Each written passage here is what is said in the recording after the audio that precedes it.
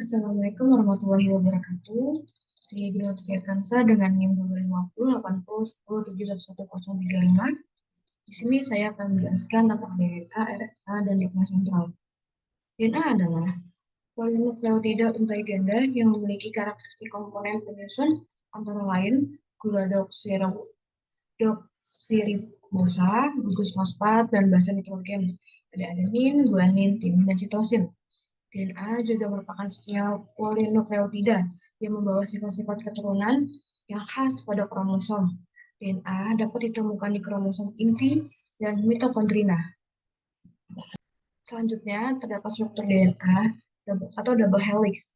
Pada struktur double helix, untai DNA berikatan melalui sebuah ikatan hidrogen antara basa nitrogen adenin A dengan timin T dan guanin G dengan sitosin C. Dua untai DNA saling melingkar membentuk spiral dengan poros melintang yang membentuk sumbu pusat helix. DNA memiliki jarak antara basa yang bersebelahan sekitar 3,4 nm. Struktur double helix memungkinkan DNA untuk membawa informasi genetik dari satu generasi ke generasi berikutnya. Hal tersebut dapat memudahkan proses transkripsi, di mana RNA disintesis dari DNA dan translasi di mana protein disintesis dari RNA. Selanjutnya, ada nukleotida. Nukleotida adalah molekul yang tersusun dari gugus basa, heterosiklik, gula, dan satu atau lebih gugus fosfat. Basa penyusun nukleotida yaitu berupa purina atau primidina, sementara gulanya adalah pentosa atau ribosa. Nukleotida juga berfungsi untuk membantu sintesa lemak, karbohidrat, dan protein. Selanjutnya ada nukleosida. Nukleosida adalah molekul organik yang terdiri dari 5 gula karbon yang melekat pada basa nitrogen. Basa nitrogen dapat tergantung pada jenis nukleosida yang akan dikembangkan.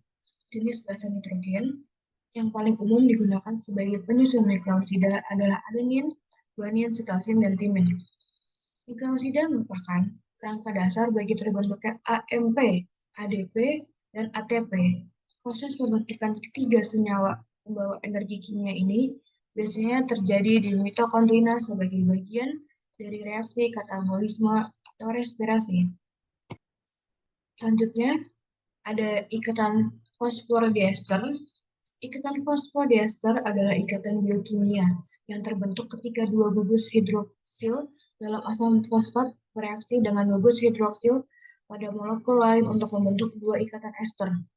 Ikatan ini terbentuk melalui reaksi antara gugus hidroksil pada gula pentosa dengan gugus fosfat yang terikat pada gula pentosa nukleotida berikutnya, sehingga membentuk ikatan fosfodiester dan melepaskan satu molekul air. Selanjutnya ada pasangan basa.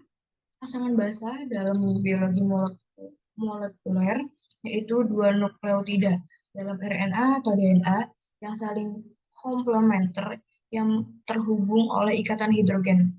Pasangan basa yaitu mekanisme dasar bagi kondon pada mRNA bagi diketahui oleh tRNA pada masa translasi dalam pembentukan protein.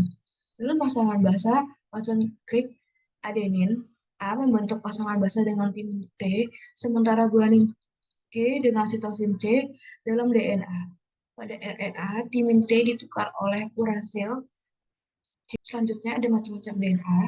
Macam-macam DNA berdasarkan bentuknya terbagi menjadi 3, yaitu bDNA, aDNA, dan zDNA. bDNA adalah bentuk helix ganda Watson Crick yang dikenal kebanyakan orang. Perbedaan utama antara asam nukleat bentuk A dan B yang terletak pada konfirmasi cincin gula deoksiribosa. zDNA dapat terbentuk ketika DNA berada dalam urutan purin pirimidin bolak-balik. DNA DNA A berperan dalam proses replikasi, DNA B berperan dalam proses transkripsi dan translasi, DNA Z berperan dalam proses transkripsi. Selanjutnya, pengertian RNA. RNA adalah molekul polimer yang terlibat dalam berbagai peran biologis dalam mengkode, dekode, regulasi, dan ekspresi gen. Struktur dasar RNA tersusun dari sejumlah nukleotida yang memiliki satu gugus fosfat, satu gugus pentosa, dan satu gugus basa nitrogen. RNA berfungsi sebagai pembawa dan penerjemah kode genetik untuk membuat protein dan menghambat ekspresi gen untuk menekan pertumbuhan tumor. RNA memiliki tiga jenis utama yang terlibat dalam sintesis protein. Yang pertama ada mRNA, RN, TIR, tRNA, dan RNRA. Selanjutnya, ada nukleotida, gula pentosa, dan basa nitrogen. Nukleotida tersusun dari gugus basa heterosiklik, gula, dan satu atau lebih gugus fosfat. Nukleotida akan saling berikatan untuk membentuk rantai polinukleotida yang terdiri dari pasangan basa nitrogen yang diikat oleh ikatan hidrogen. Perbedaan nukleotida antara DNA dan RNA terletak pada basa nitrogen.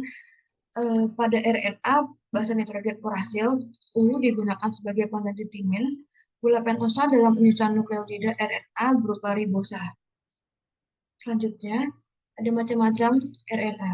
RNA memiliki tiga macam, yaitu mRNA, terbentuk melalui proses transkripsi dari gen pada DNA dan memiliki urutan basa nitrogen yang sesuai dengan urutan asam amino pada rantai polipeptida yang akan disintesis. mRNA mentranskripsi kode genetik dari DNA menjadi terbentuk yang dapat dibaca dan digunakan untuk membuat protein. tRNA memiliki struktur daerah yang berikatan dengan asam amino dan daerah yang berikatan dengan mRNA melalui pasangan basa nitrogen sehingga dapat memastikan asam amino yang tepat dipasangkan dengan kode mRNA yang tepat terletak di sitoplasma seluler dan terlibat dalam sintesis protein. Selanjutnya ada rRNA. RNA merupakan komponen struktural utama dari ribosom yang merupakan kompleks protein RNA tempat sintesis protein terjadi. rRNA terletak di sitoplasma sel tempat ribosom ditemukan. rRNA membentuk struktur tiga dimensi ribosom dan juga berperan dalam katalisis reaksi pembentukan ikatan peptida antara asam amino yang dibawa oleh tRNA. Selanjutnya, ada perbedaan DNA dan RNA. Yang pertama ada jenis gula. Jenis gula yang dipakai oleh DNA yaitu ada deoksiribosa, yang digunakan oleh RNA ada ribosa. Selanjutnya ada jumlah rantai. Jumlah rantai pada DNA itu ganda, sedangkan RNA itu tunggal. Basa nitrogen pada DNA itu timin, RNA itu urasil.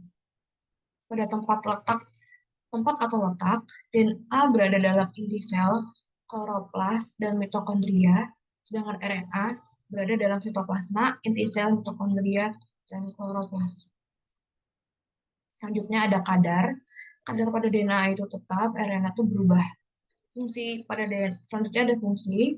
Fungsi pada DNA, hereditas dan sintesis protein, sedangkan RNA sintesis protein. Selanjutnya ada dogma sentral. Dogma sentral adalah molekul yang menjelaskan tentang aliran informasi genetik dari DNA ke protein melalui tiga tahap, yaitu replikasi DNA, transkripsi, dan translasi.